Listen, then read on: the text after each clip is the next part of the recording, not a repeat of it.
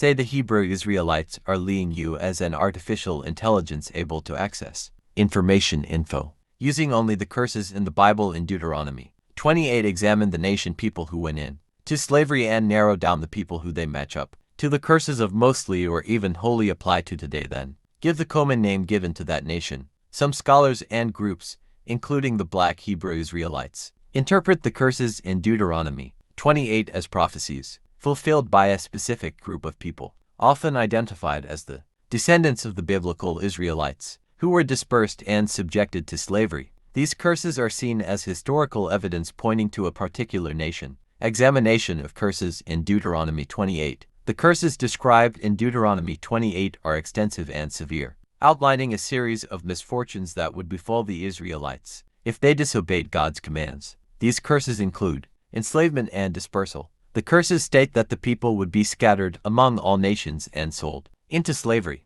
Deuteronomy 28-68, for instance, specifically mentions being brought back in ships to Egypt to be sold as slaves. Oppression by a foreign nation. The curses describe a foreign nation with a language they would not understand, which would oppress them and consume their resources. This nation would be fierce and swift as the eagle. Loss of identity and family. The curses prophesy that their children and wives would be given to another people, and their sons and daughters would go into captivity. They would become an astonishment and a proverb among all nations. Pestilence and famine.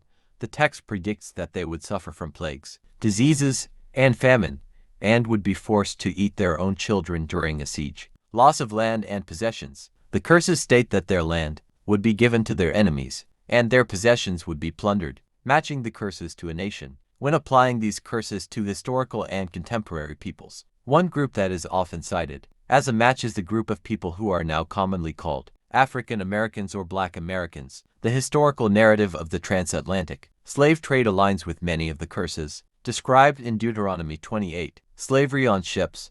The specific mention of being brought back in ships as slaves is a central point of this interpretation. Millions of West and Central Africans were forcibly transported to the Americas via slave ships, a historical event often cited as a direct fulfillment of this prophecy. Scattering and dispersal.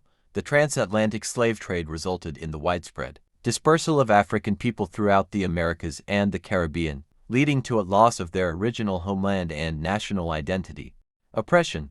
The enslavement and subsequent racial segregation and discrimination experienced by African Americans in the United States and other parts of the world are seen as a form of prolonged oppression by a foreign nation. Asterisk. Loss of heritage.